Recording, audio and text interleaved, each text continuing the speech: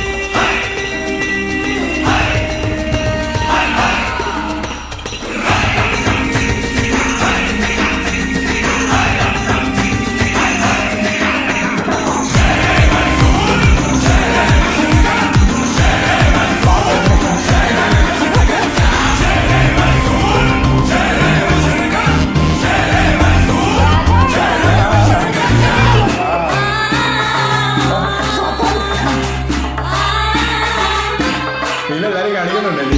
സർവാധിപനാകും ബാദ്ഷാ സിംഹാസനമേറും നേരും കണ്ണീളനിന്നെ തേടാനേ ചുടുചോരയിൽ പാടെ മുങ്ങും ഉടവാളനിൻ പിടിയിൽ നിന്നും മാറ്റേറും പവിഴം നീയാണേ തലകുലിക്കയില്ല തളരുകില്ല വഴിമുടക്കില്ലാരും അടവൊന്നുമില്ല അടലിലൊന്നും ഇടപിടിക്കയില്ലാരും മുന്തിരിവിനിന്റെ മറ്റു പെരുകണ ചിരികളിലാകെ മുത്തുമിനുങ്ങണ മറ്റലിലറണ കനവുകളാണോ ഇനിയൊരു കുറിയേക്കാൻ തിരികണിയുകയെങ്കിൽ അതിരനുദിനം പെരുപെരുക്കണ സാമ്രാജ്യത്തിൻ സാമ്രാട്ടോ ഈ ഭൂലോകം ചെല്ലാനായി പോരണ സുൽത്താൻ ഈ അംഗത്തിൽ തങ്കം കൊന്നിന്നു ഒരേ മാൻ ഭൂലോകം ചെല്ലാനായി പോരണ സുൽത്താൻ ഈ അംഗത്തിൽ തങ്കം കൊന്നിന്നു ഒരേ മാൻ മേരെ സുൽത്താൻ ഷേരെ സുൽത്താൻ താരം സുൽത്താൻ ധീരൻ സുൽത്താൻ ഈ മൈസൂരിൽ മൻസൂരായി വാഴണ രാജൻ ആ കുത്തൂരിൽ കണ്ടാവാൻ വേറൊരു വീരൻ മേരെ സുൽത്താൻ ഷേരെ സുൽത്താൻ താരം സുൽത്താൻ ധീരൻ സുൽത്താൻ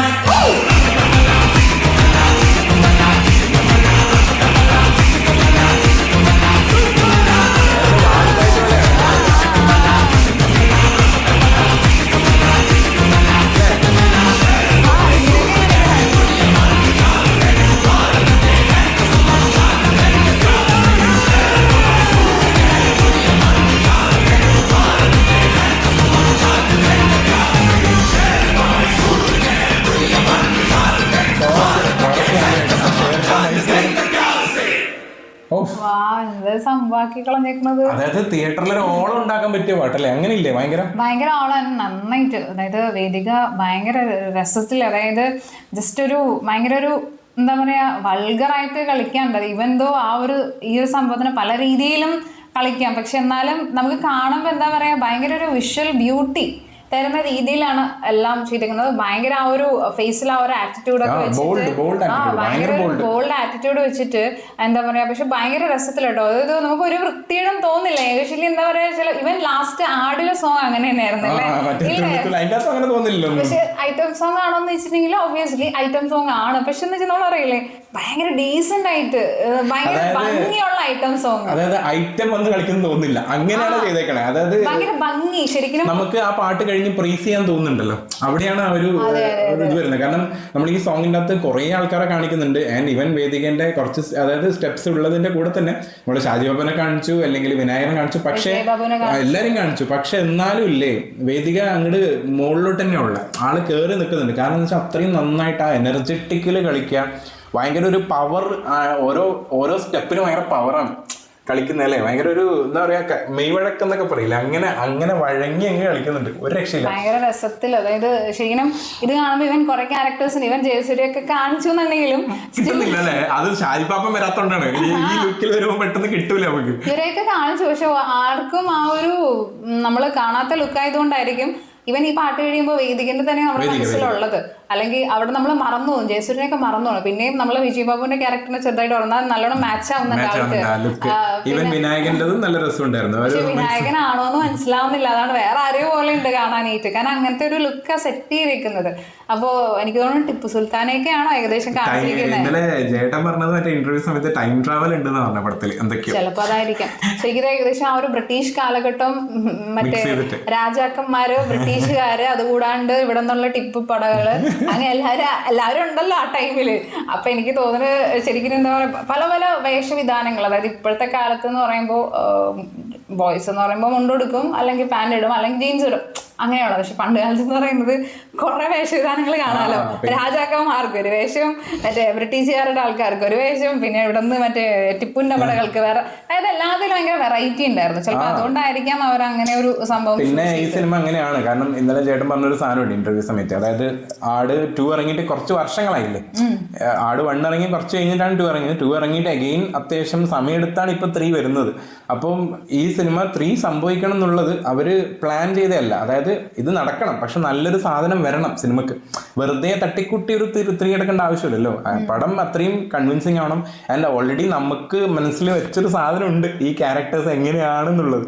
അതിന്റെ താഴെ ഒരിക്കലും പോകാൻ പാടില്ല, മേലോട്ടേ പോകാൻ പാടുള്ളൂ. അപ്പൊ ആ ഒരു സംഭവം ഉള്ളത് കൊണ്ടാണ് ഈ പടം ശരിക്കും ഇത് ശരിക്കും ആട് 1 ഉം 2 ഒക്കെ നോക്കി കഴിഞ്ഞാൽ കുറച്ച് ചെറിയ പടമാണ്, പക്ഷെ ഇത് കുറച്ചുകൂടി വലിയ പടം ഫീൽ ചെയ്യുന്നില്ലേ? പ്രത്യേകിച്ച് പാട്ട് തന്നെ നമുക്ക് ഒരിക്കലും ഒരു മലയാളം പാട്ടാണെന്ന് തോന്നാത്ത രീതിയിലാണ് ഋഷഭ്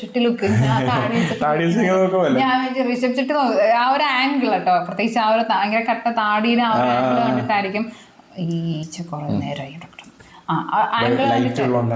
ആംഗിൾ ഉള്ളതുകൊണ്ടായിരിക്കും നമുക്ക് അങ്ങനെ ഫീൽ ചെയ്യും. കാരണം ആ പാട്ടിന്റെ സമയത്ത് ഒന്ന് ഡിസ്റ്റർബ് ചെയ്യുന്നുണ്ടായിരുന്നു, മുഖത്ത് തന്നെ ഒന്ന് നിൽക്കുന്ന ഇങ്ങനെ. അല്ലെങ്കിൽ വരാറില്ല കേട്ടോ, ഇപ്പൊ കുറെ കണ്ടിച്ച്. ഇപ്പൊ എനിക്ക് തോന്നുന്നു ഈ ഒരു ഇതൊക്കെ ലൈറ്റ്. അപ്പൊ എന്തായാലും ഒരു രക്ഷ ഉണ്ടായിരുന്നില്ല. ആൻഡ് ആ ഒരു സ്റ്റെപ്സ് ആണെന്നുണ്ടെങ്കിലും പറഞ്ഞ പോലെ തന്നെ ഏകദേശം ഒരു വാൾപ്പയറ്റ് മൈസൂർ സുൽത്താനെ കുറിച്ചല്ലേ പറയുന്നത്. അപ്പൊ അതിന്റെ ഒരു എഫക്റ്റ് ആണ് ഇവൻ ആ സ്റ്റെപ്പ് കാല് പൊക്കിയിട്ടുള്ള സ്റ്റെപ്പൊക്കെ നല്ല രസമുണ്ടായിരുന്നു. കാരണം വെച്ചാൽ അത് അങ്ങനെ കളിക്കാനും ടഫാണല്ലോ, ഒറ്റ കാലിൽ നിന്ന് കളിക്കാൻ. അങ്ങനെയൊക്കെ ആ ഒരു സ്റ്റെപ്പ് ചെയ്തേക്കുന്നത്. പിന്നെ അത് മാത്രമല്ല ആ ഒരു കോസ്റ്റ്യൂം നല്ല ഭംഗി കാണാനായിട്ട്, അതായത് നല്ല രസമുണ്ടായിരുന്നു. അത് ഭയങ്കര സെൻട്രിക് ഫീൽ അടിക്കുന്നുണ്ടായിരുന്നു ആളെ കാണുന്ന സമയത്ത്.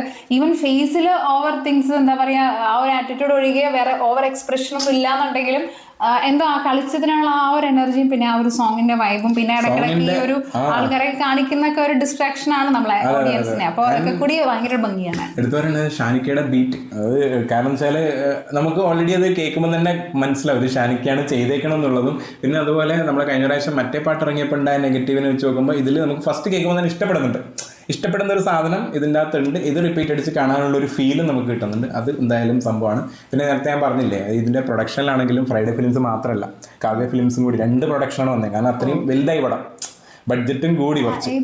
കാവ്യ ഫിലിംസ് മറ്റേ നമ്മുടെ മാമങ്കക്ക് പ്രൊഡ്യൂസ് ചെയ്ത പ്രൊഡക്ഷൻ. അത്യാവശ്യം കുറച്ച് ചെയ്യാനുണ്ട് സിനിമയിൽ. അപ്പൊ അതുകൊണ്ടായിരിക്കണം അല്ലേ, കാരണം അല്ലേ ബിഗ് ക്യാൻവാസിലോട്ട് പോയി സിനിമ. അപ്പൊ എന്തായാലും അത്രയുള്ള നിങ്ങളുടെ ഒപ്പീനിയൻ പറയാം. സോ അങ്ങനെ അടുത്ത വീഡിയോയിൽ കാണാം.